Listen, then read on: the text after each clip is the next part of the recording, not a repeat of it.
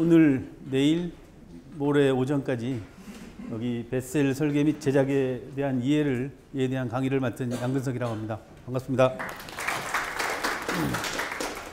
그래서 오늘 제목이 뱃셀 설계 및 제작에 대한 이해입니다.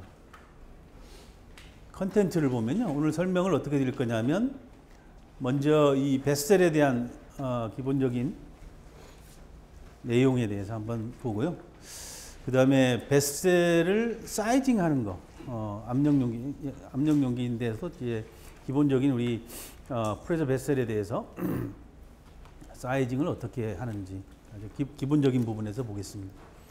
그 다음에 이제 저기는 이제 공정, 약간은 프로세스 설계 쪽이겠죠. 이제 그 다음에 이제 스트렝스 캘큘레이션 쪽, 그러니까 이제 미케니컬 설계 쪽에 대해서 한번 설계 쪽을 내용을 보고요. 그 다음에 이제 인터널, 주로 이제 타워 쪽이죠. 타워 인터널에 들어가는 것들이 어떤 것들이 있는지 또 뭐 그런 걸 확인하겠습니다. 뱃셀, 그 다음에 이제 아마 이제 5번, 6번은 내일하고 모레 진행될 것 같은데, 뱃셀 제작 및 용접의 이해, 그리고 변형, 결함에 대해서 보겠습니다. 그래서 오늘은 가능하면 이제 설계 쪽에 대해서 미케니컬 설계까지도 한번 쭉 다 간단히 내용을 보도록 하고요. 그래서 오늘 인터널까지 볼 계획으로 있습니다. 자, 인트로덕션에 들어가서 보겠습니다. 자, 우리가 이제 압력용기, 뱃셀 그러면 잘 아시죠? 뭐 아시는 분들도 많이 있겠죠.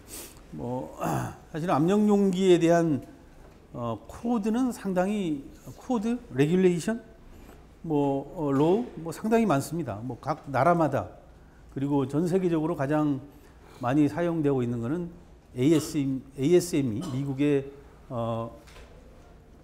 American Society of Mechanical Engineer, 그래가지고 미국 기계학회에서는 ASME 코드가 가장 많이 사용이 되고 있습니다. 미국 그 코드가 이제 한마디로 거의 전 세계에, 그래서 그냥 제 감으로 보면 스탠다드처럼 코드로서 이제 압력용기를 제작하는 어떤 기준, 법규처럼 사용하고 있는 게 아마 한 포션이 한 60, 70%는 되지 않을까 싶어요. 나머지는 PED, 각 나라마다의 그 코드. 우리나라도 있습니다. 우리나라도 분명히 KS라는 코드가 있고요. 그래서 그게 적용이 되고 있죠. 근데 이제 국내 법규에 따라서 하게 되면 적용이 되고, 보통은 이제 ASME 코드로 해서 스탬핑을 받거나 그러면 이제 국내 법규에서도 인정을 하는 이제 쪽이 많죠. 일부 조금 더 스페시픽하게 요구하는 리퀘어먼트가 있긴 합니다만은. 그래서 뱃셀에 대해서 보면 이렇게 크게 이렇게 나눠봤습니다. 기능별로, 형상별로, 제작 방법별로, 사용 환경별로 보면, 우선 기능별로 보면 여러 가지가 있습니다. 여기에 더 많이 있습니다. 그냥 제가 생각난 것만 적어봤어요. 탱크, 스토레이지 탱크, 저장하는, 스토레이지하는 탱크. 그 다음에 오늘부터 하게 될 이제 뱃셀 쪽, 뱃셀에 대한 것도 있고, 이 뱃셀 안에는 상당히 또 이제 많이 들어갑니다. 여러 가지가 들어가죠. 뱃셀, 타워, 그죠? 그 다음에 또 아주 소형 리액터, 반응기, 이런 것들 다 뱃셀로 취급을 합니다. 그 다음에 이제 열교환기.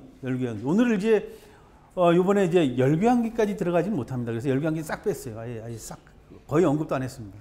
열교환기는.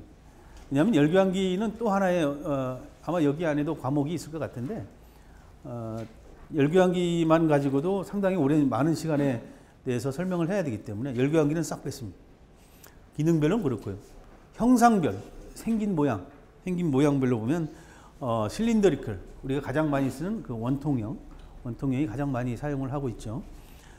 스피리컬, 구형, 그죠? 압력용기에서 기계공학을 전공하셨으니까 우리 과목이 어디 나올까요? 우리 정력학, 재료역학, 고체역학, 이런 거, 재료역학이나 고체역학에 보면 이제 이런 저 부분에 대한 얘기들이 나올 겁니다. 그래서 압력을 가장 효율적으로 받을 수 있는 거. 압력이라는 건 그렇죠. 압력 용기.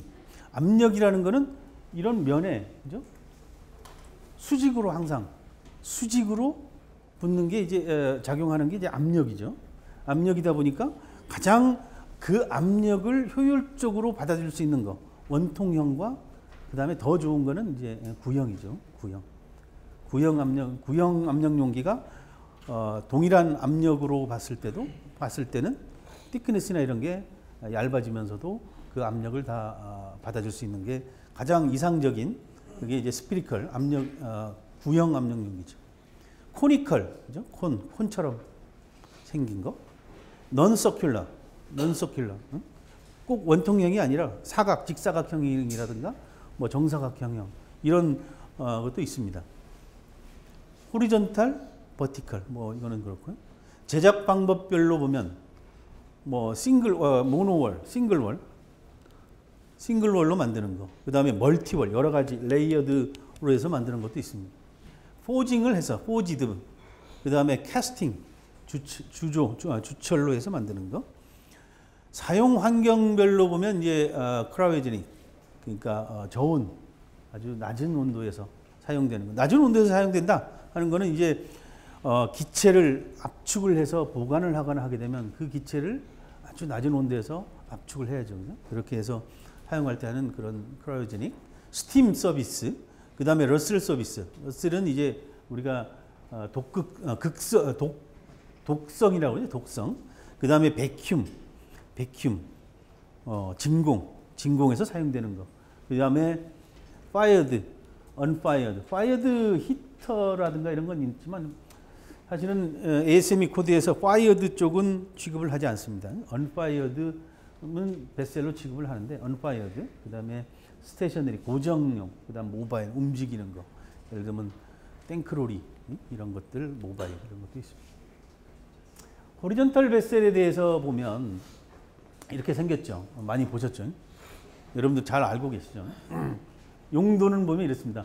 프로세스 운전에 따라서 유체를 일시 체류시켜서 기체와 액체를 분리하거나 유체의 흐름을 안정적으로 되도록 한다 하는 게 이제 호리존탈 베셀. 베셀에 대해서 예를 들면 투페이스 여러 가지의 혼합된 물질이 들어와서 거기서 분리가 되거나 또는 흐름을 안정시키는 역할을 합니다. 이 그림에 대해서 뭐 한번 그냥 이 베셀이라 그러면 아주 심플하게 저기 생긴 모양은 참 심플하게 생겼죠. 아주 쉽잖아요. 저게 뭐 그래서 잘 모르시는 우리 분들 예를 들면 저희 회사 내에서 뭐 프로젝트 하시는 분들이라든가 아니면 다른 쪽에 좀 아주 공정 설계하시는 분들, 공정 설계하시는 분들 아닌가? 아무튼 그런 분들은 야 이거 뭐 이런 거 하나 만드는데 뭐 그렇게 사람이 많이 필요하고 뭐 그렇게 신경이 많이 쓰이는 거야 이런 얘기 합니다. 근데 이제 사실 이 굉장히 위험한 그죠? 저게 터졌다, 그죠? 압력을 받고 있는데 터졌다.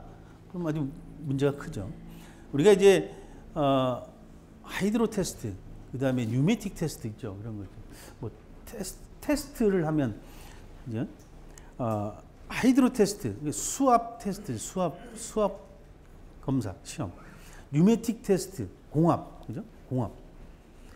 두 가지의 이제 문제는 뭐냐면 두 가지의 이제 차이점의 큰 차이는 뭐냐면 뭐 압력을 좀 수압으로 보면 좀 더 많이 주고 공압으로 보면 조금 1.1배를 주고 그러죠.